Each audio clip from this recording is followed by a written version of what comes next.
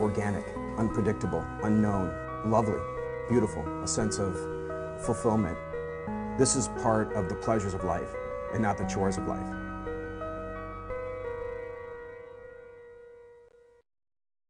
Coming up on Daily Iowan TV, an in-depth look at one UI student's award-winning essay. And later, we see how Iowa lawmakers are responding to an increase in university salaries, while tuition continues to rise.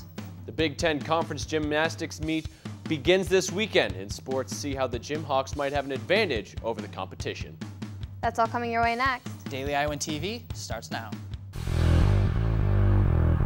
I'm Tom Brokaw. For more than 100 years now, the University of Iowa community has been waking up to the Daily Iowan. Today, it's the largest newsroom in eastern Iowa. And now you can see the news every night on Daily Iowan TV and get it anytime worldwide at dailyiowan.com.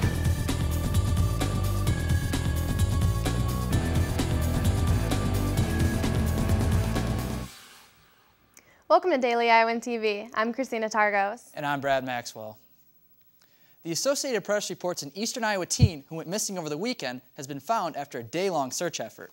19-year-old Taylor Franco was first reported missing after he fled the scene when he entered a rural home that he confused for his own outside of LaPorte City, about 20 miles northwest of his home in Cedar Falls. The unusual behavior prompted a county-wide day-long manhunt when he was discovered walking along a nature trail Monday morning. Witnesses described the teen as confused. Roommates of Franco were adamant that he did not take drugs or alcohol. Franco is a second-year student at Hawkeye Community College in Waterloo and is originally from Davenport. The world of education is ever-changing, but nationally there's one thing students almost expect each year: tuition hikes. Here in Iowa, tuition has been raised every year for over a decade, with no signs of stopping.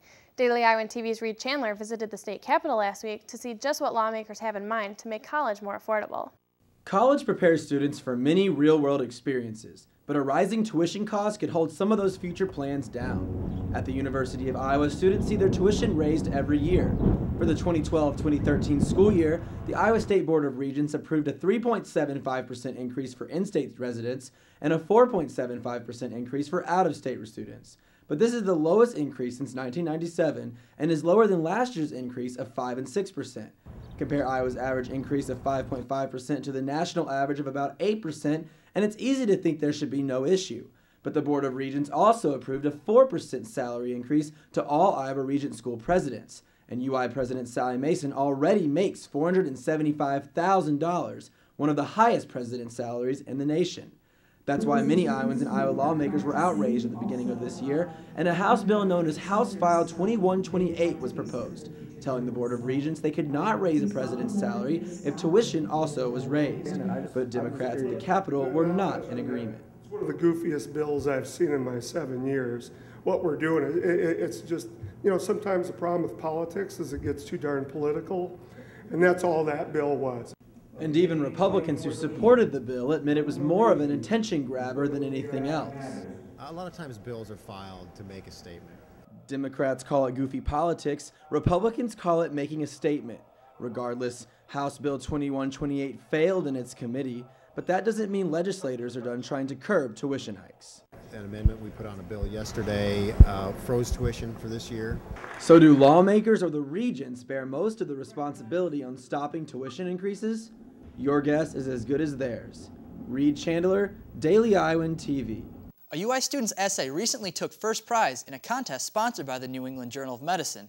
Daily Iowan TV's Josh Bolander explains why the essay's connection to Iowa City goes farther than students who wrote it.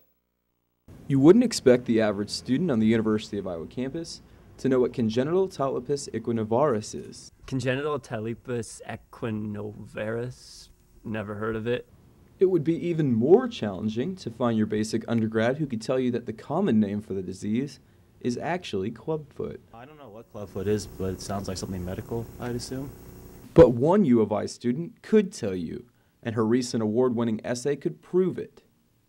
UI student Asitha Jayawardzina's essay on how the internet and social media helped the Ponseti method become the gold standard for the treatment of clubfoot not only impressed her teachers here at the UI, it took first prize in a national contest sponsored by none other than the New England Journal of Medicine.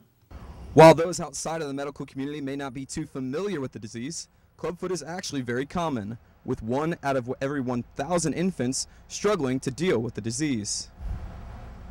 While the disease is common, the cause is still unknown, with incidences of the condition varying with race, sex, and family history, although boys are more likely to get the disease than girls at a 2-to-1 ratio.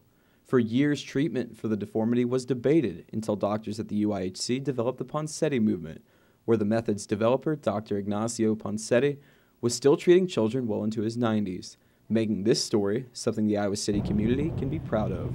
Josh Bolander, Daily Iowan TV. Still to come on Daily Iowan TV, athlete injuries, how some muscle tears can be more than sitting out a game. And in sports, see which legendary Hawkeye was named to the Basketball Hall of Fame. But first, let's check in with Daily Iowan TV's Alyssa Berger-Mini for a look at today's weather forecast. Thank you, guys. Well, after a summer-like weekend, the weather will definitely continue to stay warm the rest of the week, but watch out for a slight chance of rain coming up tomorrow. For Tuesday morning, the temperature will reach high into the 50s with a 20% chance of rain. During the afternoon, the temperature will get even hotter, reaching a high of 68 degrees. But get ready for a cloudy evening with temperatures cooling off into the 50s. Looking ahead at the forecast, the weather will stay in the mid-60s and be mostly sunny for the remainder of the week. Saturday and Sunday will be particularly warm with the highs in the 60s. Well, as you can see, April has been all sun, so look forward to a nice spring season ahead of us. Thanks, Christina and Brad, and back to you. For many athletes, an injury can mean the end, for a while at least. And like Jordan Kanzeri just found out, an ACL tear can be more common than people think. I took a look at just what this injury means for athletes. For many athletes, the thought of an ACL tear sends a shiver down their spine. The ACL, or anterior cruciate ligament, is the most common knee ligament that is sprained or torn. The ACL is such an important ligament because it runs diagonally in the middle of the knee, holding it together, as well as providing rotational stability. Athletes who participate in high-demand sports like soccer, football, and basketball are more likely to injure their ACL than a less contact sport. There are a few ways a person can injure their ACL.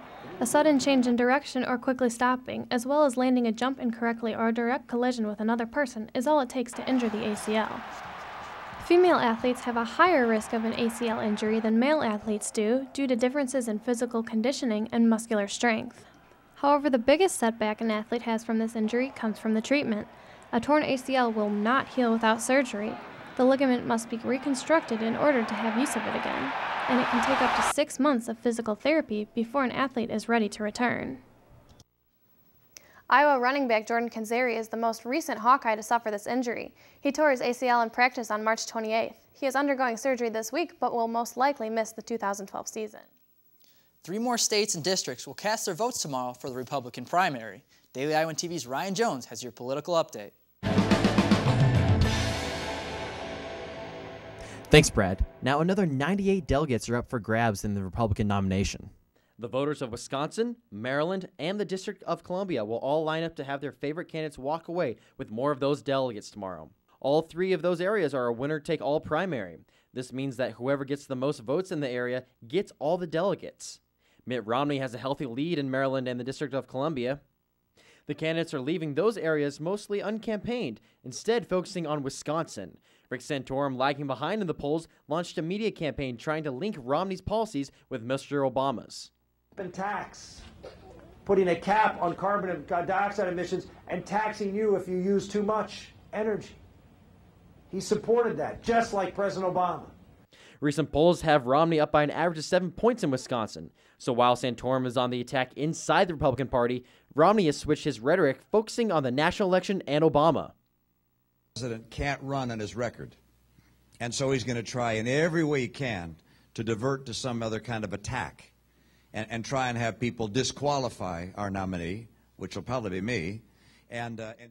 Romney now has 490 delegates, but that's only about half he needs for the nomination, and the other candidates are vowing to push it to the convention. For Daily Iowan TV, I'm Ryan Jones. Back to the desk. And now we'll see what's happening at Hawkeye Sports with Daily Iowan TV's Nick Robertson.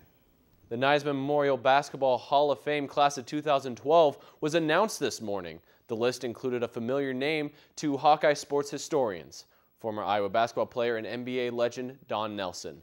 Before Nelly's historic playing and coaching career in the NBA, he was a forward for the Iowa basketball team from 1959 to 1962. While he wore the black and gold, Nelson Nelson was a two-time All-American, averaging 21.1 points and 10.5 rebounds per game.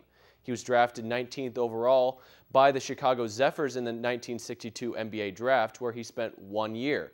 After several trades, he ended up leading the Boston Celtics to 5 NBA championships. He started his coaching career in 1976. Nelson made stops in Milwaukee, New York, Dallas, and Golden State, compiling 1,333 total wins and becoming the winningest coach in NBA history.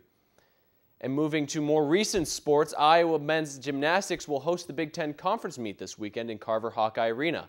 But having not won a meet all season, home equipment advantage means something different. DITV Sports' Ian Martin delves into the team's strategy for their definition of success this weekend. Andrew Lunt is a facilities intern at Carver Hawkeye Arena. He's one of the workers tasked with moving gymnastics equipment from the field house to CHA for the big meets. Fairly lengthy process. It could take, 3 to 4 hours. It's a difficult task that goes beyond just gymnastics equipment.